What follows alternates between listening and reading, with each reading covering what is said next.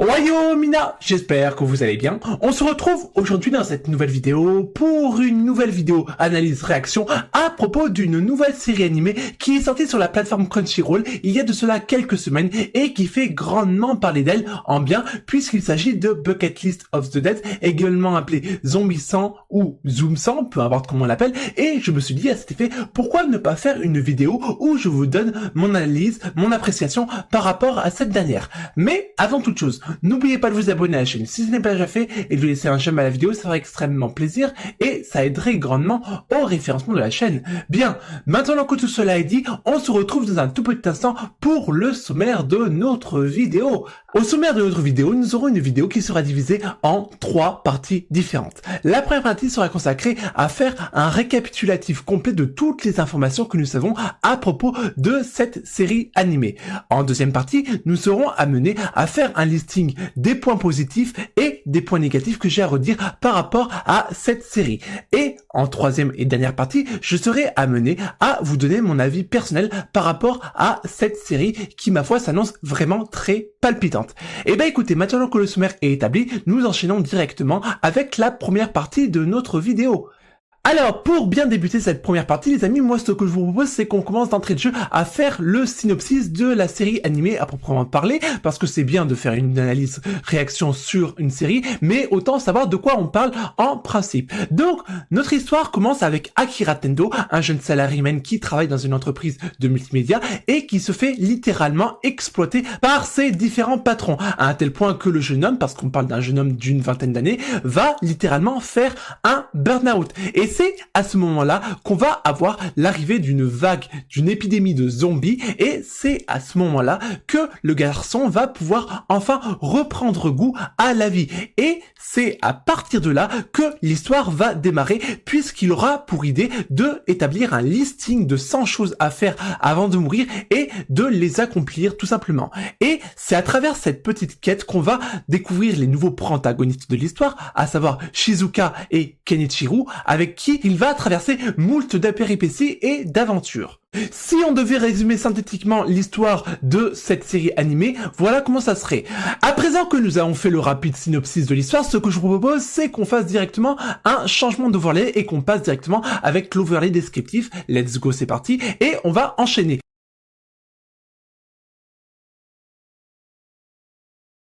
La série animée est issue d'un manga qui a débuté en 2018 au Japon, puis en 2021 pour ce qui concerne sa VF. Et ce que nous savons, c'est que les dessinateurs s'appellent du coup Takata Kotaro et le scénariste, parce qu'il y a un scénariste, se nomme Asao Haro. C'est une série et par définition un manga de type seinen qui regroupe les genres action, comédie et science-fiction avec pour thème le voyage et les zombies. Au niveau de la série animée, nous savons que nous avons un total de 12 épisodes qui sont disponibles, à savoir en VO et en VF sur la plateforme Crunchyroll et dont on est à l'heure actuelle à l'épisode 4 en VO. En ce qui concerne le manga, nous sommes à l'heure actuelle à un total de 14 volumes pour la VO et un total de 9 volumes pour ce qui concerne l'adaptation en VF, avec un prix abordant à hauteur de 7,70 €. Au niveau des informations annexes que nous savons sur cette série animée, nous avons eu l'annonce de plusieurs visual art qui mettent en avant la série animée à proprement parler. Également, nous avons la possibilité d'aller visiter le site internet qui est relativement très intéressant au regard et qui nous permet d'en apprendre un peu plus sur cette adaptation en animé en ce qui concerne les doubleurs, en ce qui concerne le staff d'animation, etc., etc. Et ben écoutez les amis, maintenant que nous avons fait l'ensemble de la rétrospective des informations que nous savons à l'heure actuelle sur cette série animée, ce que je vous propose, c'est qu'on referme l'overlay informatif et que nous revenons à l'overlay traditionnel. Hop là, voilà, c'est bon, je suis de retour. Bonjour. Et de ce fait, nous allons pouvoir enchaîner avec la deuxième partie qui va être directement rattachée à énumérer l'ensemble des points positifs et des points négatifs que j'ai à redire par rapport à cette adaptation en série animée. Bien, pour débuter ce listing des points positifs et des points négatifs en liaison avec la série animée de Zoom 100, ce que je vous propose, c'est qu'on commence par les points positifs. Et premier point positif que j'ai à dire par rapport à cette série animée, c'est l'originalité. Il faut dire les choses clairement. Moi, personnellement, la dernière série qui traitait des zombies que j'ai pu voir, c'était la série High School of Dead. Alors, c'était une série qui était très intéressante, mais qui était un peu trop tournée, axée fanservice à mon goût. Et du coup, là, concrètement, déjà, l'idée est excessivement bien trouvée. Baser une histoire sur la réalisation d'un listing de 100 choses à faire avant de mourir, c'est déjà très intéressant. Ça sort du cadre principal ordinaire que nous avons l'habitude de voir dans ce genre de manga. Deuxième chose que j'ai à dire, c'est que, concrètement, l'ambiance globale, elle est très bien, elle est très nouvelle, en définitive. Moi, ça m'intéresse tout à fait. Et concrètement, les amis, ça passe comme une lettre à la poste. Quand je regarde les épisodes de Zoom 100, on dira Zoom 100 maintenant. On s'amusera pas à dire le nom complet à chaque fois. Zoom 100 donc. Et bah, ça passe comme une lettre à la poste. J'apprécie à sa juste valeur cette série animée. Que dire d'autre que c'est un excellent point positif en ce qui concerne l'originalité de cette série animée. D'autant, personnellement, que le manga qui date de 2018, moi je l'ai découvert concrètement cette année, là, avec la sortie de l'animé. Donc j'ai vu au préalable comment le dessinateur avait axé son histoire, et moi je trouve que c'est réellement très bien fait. Franchement, très bon travail, très bon travail. Donc, point positif numéro 1, l'idée de l'originalité, +1 pour moi. Deuxième point positif que j'ai à redire, c'est par rapport à la qualité de l'animé à proprement parler. Vous savez en règle générale que chaque fois que je fais une analyse réaction, je parle de la qualité de l'animation, etc.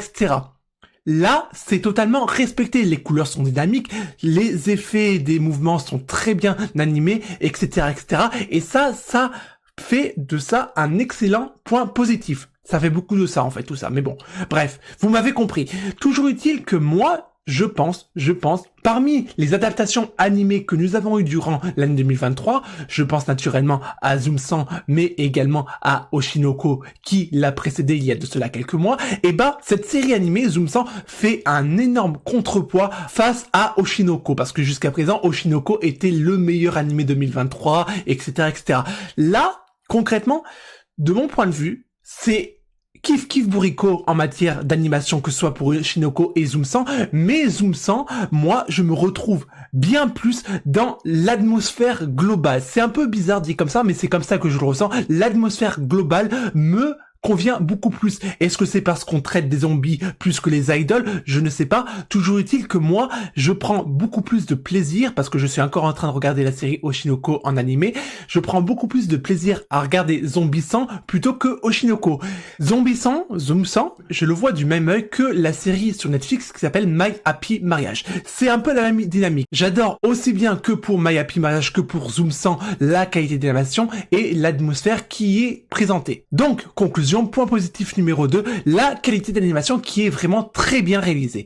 Troisième point positif, c'est les character design des personnages. En l'occurrence, Akira Tendo, Shizuka et Kenichiro, et également la quatrième personnage dont on n'a pas parlé, à savoir Béatrix, qui va faire son apparition plus tard dans la série animée, puisque à un moment où je vous parle et où je tourne cette vidéo, on n'a pas encore découvert ce nouveau personnage qui arrivera plus tard dans la saison animée. Quoi qu'il en soit, de mon point de vue, les différents personnages sont un équilibre au niveau de l'harmonie. Concrètement, moi j'adore les personnages, aussi bien pour les personnages masculins que pour les personnages féminins. Petit plus pour Shizuka qui va à mon avis faire un gros level up dans le classement des waifus, mais ça n'engage que moi. Toujours utile qu'au niveau du character design des personnages, bah moi je trouve que c'est vraiment très propre et très bien adapté en ce qui concerne la série animée, parce que on y reviendra dans quelques instants, mais encore une fois, moi j'accorde une attention particulière au fait qu'il y ait une synergie entre le manga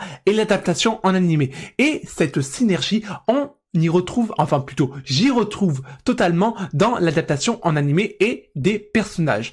En dehors de tout ça, je suis en train de vous dire, même en dehors des protagonistes principaux, c'est propre, c'est fluide, c'est très bien animé. Et encore une fois, on se pose pas des questions quant à un tel personnage correspond à ça dans le manga, comme on a pu avoir dans My Happy Marriage, où on avait quelques différences en matière de character design. Là, c'est propre, c'est fluide et c'est cohérent avec ce qu'il y a dans l'œuvre. Et ça, j'apprécie énormément. Donc, au niveau des character design, des protagonistes comme des personnages secondaires, c'est vraiment un excellent travail de la part de la production et du studio en charge de la série animée. Ça, je tiens à le notifier. Donc, très bon, troisième point positif. Quatrième point positif, c'est la synergie entre justement le manga et la série animée. Comme je vous l'ai dit et comme je vous le redirai probablement dans les prochaines vidéos, j'accorde une attention particulière à ce que la série animée, l'adaptation en animé, soit cohérente par rapport à ce qui s'est fait par rapport au manga au préalable. Là, cette synergie, cette cohérence, on la retrouve totalement. Les cases sont respectées, les schémas graphiques sont respectés et c'est beau, ça rend bien, c'est dynamique, c'est fluide et c'est très très bien adapté. Après, là où il y a un petit bémol, mais moi je le considère pas comme un point négatif à proprement parler, c'est qu'il y a certains points où on voit des subtilités qui sont présentes dans le manga, mais qui ne sont pas retranscrites dans l'adaptation en animé, soit par l'adaptation de différents plans, soit par l'adaptation de certaines expressions ou de certaines actions qui sont trop rapides à mon goût, mais là, je serais tenté de vous dire que si je devais mettre un point négatif par rapport à ça, ça serait de l'ordre du chipotage. Et là, non, je n'ai pas envie de chipoter pour cette série animée. Donc, pour ce qui me concerne, quatrième point positif, très bonne synergie entre le manga et l'adaptation en série animée.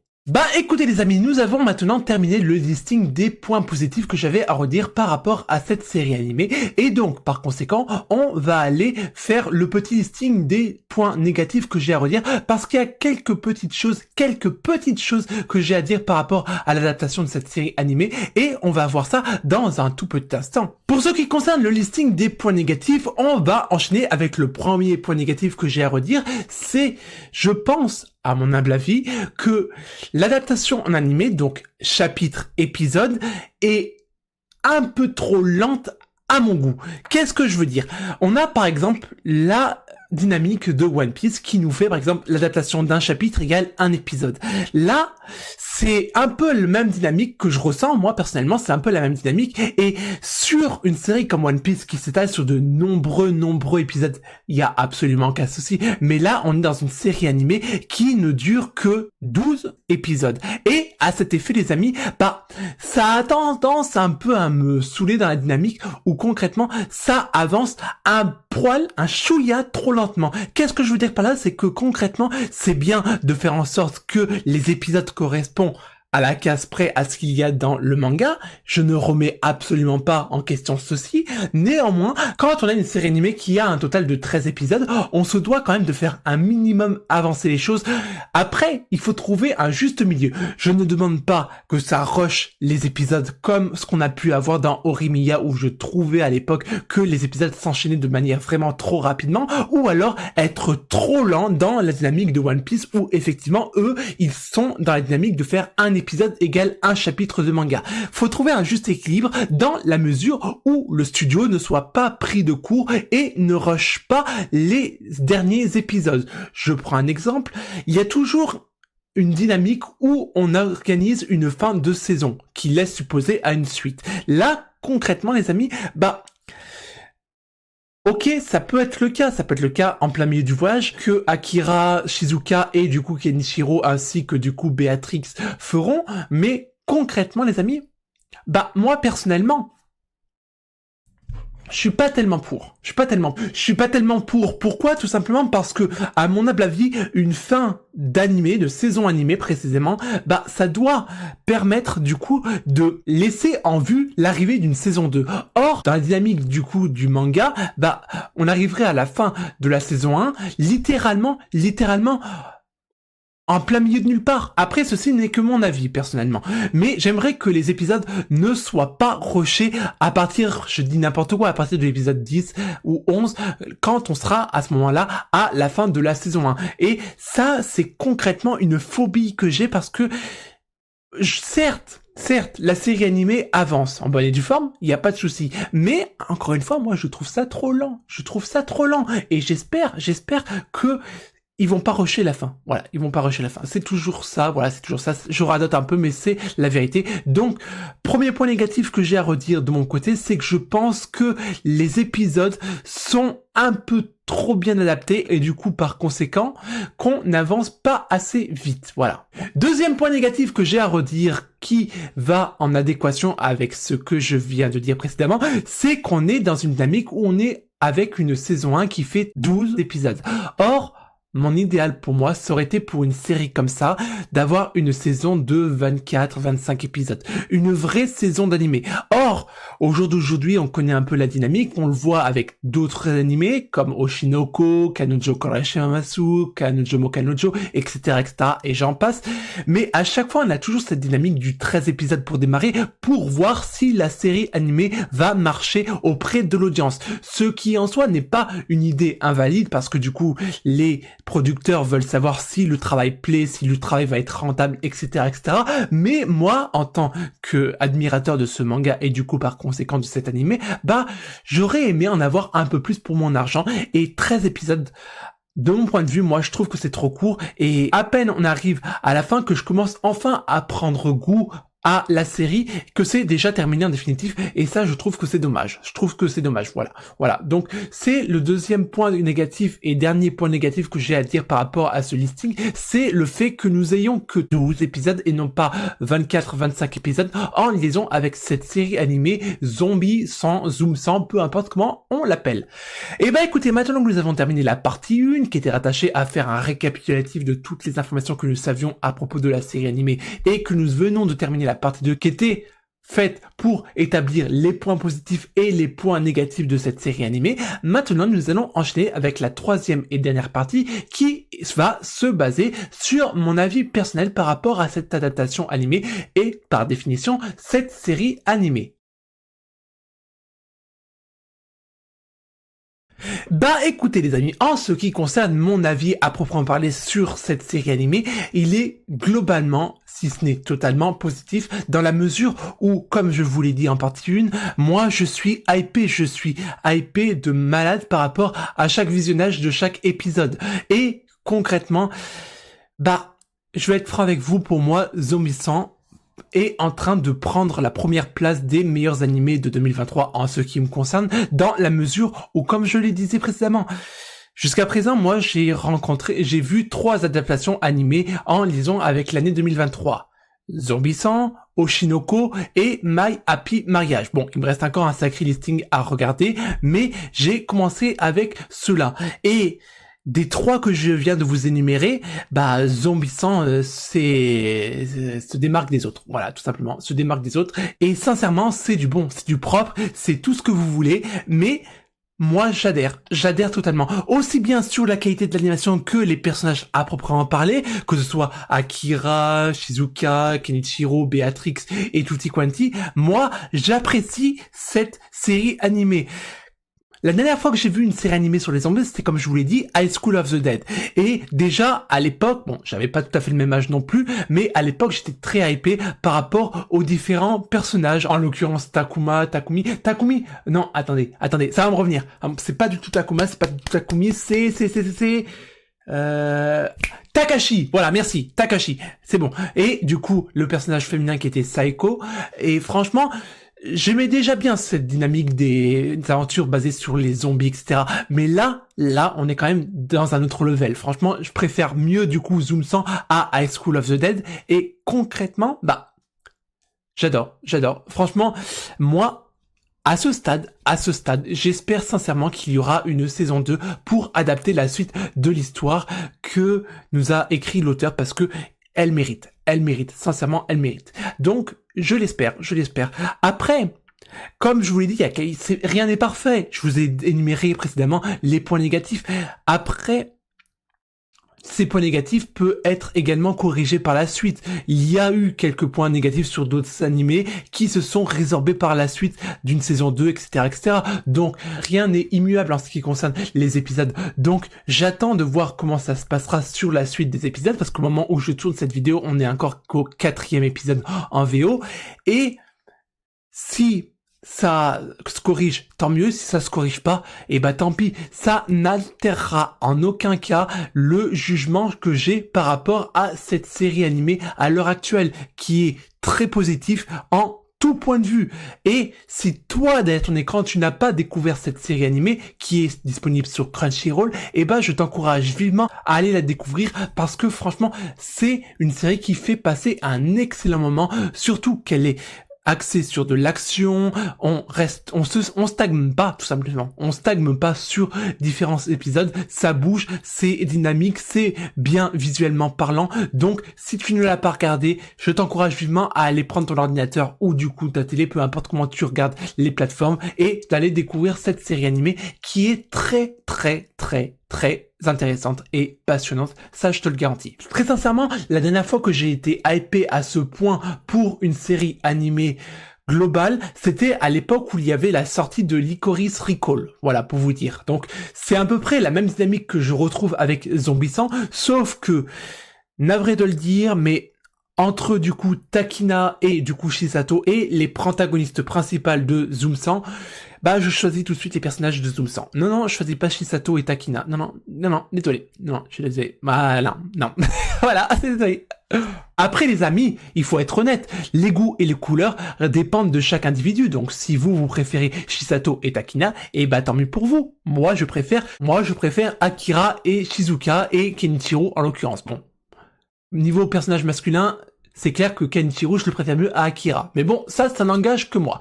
Toujours utile, les amis, que nous arrivons tout doucement à la fin de cette vidéo. J'espère que vous aurez passé un agréable moment en ma compagnie. Nous, on est amenés à se retrouver dans une prochaine vidéo. D'ici là, portez-vous bien et surtout, les amis, n'oubliez pas l'essentiel.